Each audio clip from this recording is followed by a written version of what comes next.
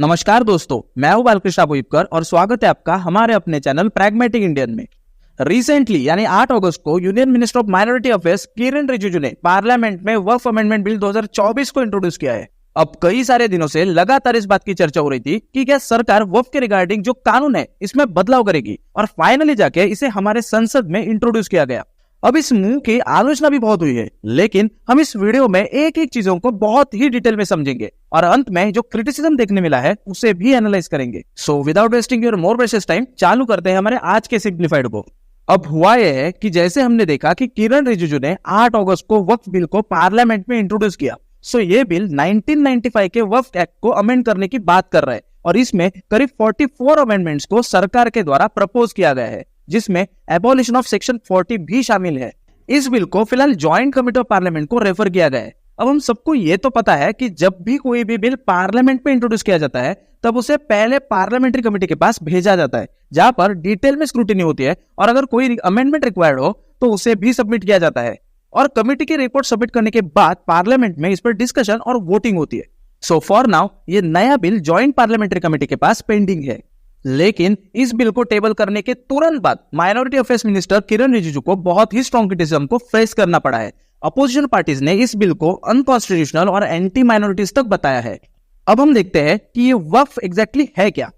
तो देखो, अगर हमारे पास कोई भी प्राइवेट प्रॉपर्टी है और हम इसे स्पेसिफिक पर्पस लाइक चैरिटेबल या फिर कोई रिलीजियस पर्पस के लिए उसे डोनेट करना चाहते हैं तो इसे वक्फ कहते हैं। लेकिन इसमें एक कंडीशन है कि उस इंडिविजुअल को इस्लाम को प्रोफेस करना होगा और वक्फ को बनाने का पर्पस भी इस्लामिक होना चाहिए, जैसे कि ग्रेवयार्ड्स बनाना हो या फिर मॉस्क का कंस्ट्रक्शन करना हो। अब एक सवाल आता है कि क्या कोई नॉन मुस्लिम इंडिविजुअल वक्फ को क्रिएट कर सकता है? तो इसका सीधा जवाब है हाँ, लेकिन उस इंडिविजुअल को इस्लाम को प्रोफेस करना होगा। वक्फ को हब्स करके भी बुलाया जाता है।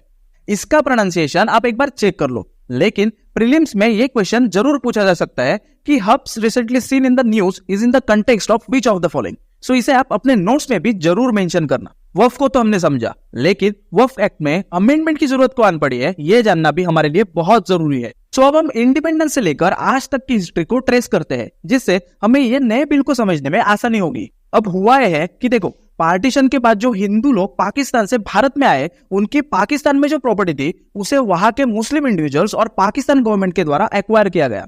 लेकिन जो मुस्लिम्स भारत से पाकिस्तान चले गए, उनकी प्रॉपर्टीज इंडियन गवर्नमेंट ने वक्फ बोर्ड को डोनेट की। इसी के चलते 1954 में वक्फ एक्ट को लाया गया, लेकिन 1995 में इस एक्ट को रिपील किया गया और नया एक्ट पार्लियामेंट में पास किया, जिसने वक्फ बोर्ड को लैंड एक्वायर करने के लिए अनलिमिटेड पावर्स दी। 2014 में just before Lok Sabha elections Congress government ने दिल्ली वक्फ बोर्ड को करीब 130 प्राइम प्रॉपर्टीज डोनेट की, जिसकी वजह से हजारों एकर्स लैंड जो हिंदू कम्युनिटीज की थी उसे उनसे छीन लिया गया। इतना ही नहीं, हाल ही में तमिलनाडु वक्फ बोर्ड ने 6 विलेजेस को, जिसमें करीब 1500 साल पुराने हिंदू टेंपल शामिल है, उसे as a waqf property declare किया है। अगर हम डेटा को सामने रख के बात करें तो according to the report by Waqf management systems of India, अभी तक टोटल 8,54,509 प्रॉपर्टीज जो करीब 8 लाख एकड़ की लैंड में फैली है, इतना बड़ा चंग वक्फ बोर्ड के पास में है। और ताजुब की बात यह है कि आर्मी और रेलवे के बाद अगर सबसे ज्यादा लैंड किसके पास है तो वो वक्फ बोर्ड के पास है। जो हमने कुछ देर पहले देखा कि 1995 के कानून ने वक्फ को अनलिमिटेड पावर्स दी है, उसका बेस क्या है इसे हम समझते हैं। Section 3 of the Waqf act ये कहता है कि अगर वक्फ ये सोचता है कि कोई भी लैंड मुस्लिम से बिलोंग करती है तो वो वक्फ की प्रॉपर्टी कहलाती है। इसमें गौर करने की बात यह है कि सिर्फ ये सोचना कि लैंड वक्फ से बिलोंग करती है इतना ही काफी है। वक्फ बोर्ड को इसे साबित करने के लिए कोई भी एविडेंस देने की जरूरत नहीं है और हम देश के किसी भी कोर्ट में इसके अगेंस्ट अपील भी नहीं कर सकते। इस एक्ट का सेक्शन 85 कहता है कि अगर हम वक्फ बोर्ड ट्राइब्यूनल को यह कन्विंस करने में फेल होते हैं कि हम उस लैंड के ओनर है, तो ट्राइब्यूनल उसको वेकेट करने का भी ऑर्डर दे सकता है। सबसे इंपॉर्टेंट क्लॉज ये है कि जब वक्फ बोर्ड लैंड के रिगार्डिंग क्लेम करता है तब वो वक्फ बोर्ड की रिस्पॉन्सिबिलिटी नहीं बनती कि वो जाके उस क्लेम को प्रूव करे, बल्कि लैंड का जो रियल ओनर है उसे अपनी ओनरशिप को साबित करना होगा। और ये क्लॉज वक्फ एक्ट के सेक्शन 40 में शामिल है, जिसकी हमने शुरुआत में ही बात की थी। इससे हमें यह पता चलता है कि ऐसे कानून में बदलाव लाना क्यों जरूरी बनता है। अब रिसेंटली जो अमेंडमेंट बिल पार्लियामेंट में इंट्रोड्यूस किया गया है उसमें करीब 44 अमेंडमेंट्स को प्रपोज किया गया है, लेकिन हम इसमें से जो बहुत ही क्रूशियल अमेंडमेंट्स है उनको समझते हैं। सबसे बड़ा बदलाव हमें देखने मिला है कि ये bill section 40 of Waqf act 1995 को रिपील करता है। अभी अभी हमने देखा कि अंडर सेक्शन 40 प्रॉपर्टी की ओनरशिप को हमें प्रूफ करना होगा और इसमें वक्फ बोर्ड की कोई भी रिस्पॉन्सिबिलिटी नहीं होगी। लेकिन अब जो कोई भी प्रॉपर्टी का लीगल ओनर होगा उसे यह डिसाइड करने का अधिकार होगा कि वो प्रॉपर्टी वक्फ प्रॉपर्टी कहलाती है या नहीं। नेक्स्ट अमेंडमेंट ये कहता है कि कोई भी गवर्नमेंट प्रॉपर्टी जो एज अ वक्फ आइडेंटिफाई की गई थी उसे अब वक्फ के अंडर कंसिडर नहीं किया जाएगा। ऐसे केस में डिस्ट्रिक्ट कलेक्टर को ओनरशिप डिटरमाइन करने का अधिकार दिया जाएगा। 1995 का एक्ट सेंट्रल वक्फ काउंसिल को कंस्टिट्यूट करता है, जिसमें यूनियन मिनिस्टर इंचार्ज ऑफ वक्फ उस काउंसिल का एक्स ऑफिशियल चेयरमैन होगा।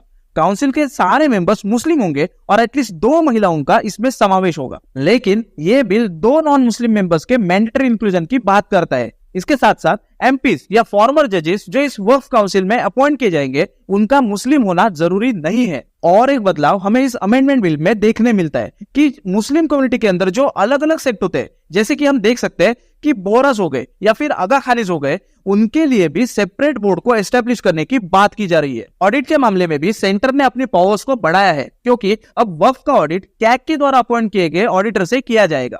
मोदी 3.0 गवर्नमेंट का इस नए टर्म का यह सबसे बड़ा डिसीजन हमें देखने मिला है, लेकिन इस डिसीजन की आलोचना भी बहुत हुई है। अपोजिशन ने इस बिल को अनकॉन्स्टिट्यूशनल और एंटी माइनॉरिटी कहा है, तो एएमपीएलबी ने यह कहा है कि 1995 एक्ट में जो मॉडिफिकेशंस किए गए हैं उन्हें टॉलरेट नहीं किया जाएगा। वक्फ अमेंडमेंट बिल 2024 ने सारे पावर्स डिस्ट्रिक्ट कलेक्टर के हाथ में दिए हैं। एक हद तक हम ये भी कह सकते हैं कि वक्फ बोर्ड को इस अमेंडमेंट ने कई हद तक टूथलेस बनाया है, लेकिन कई सारे लोगों ने इस डिसीजन का स्वागत भी किया है। अब देखते हैं कि आने वाले समय में और कौन से बदलाव हमें इस मसले में देखने मिलते हैं।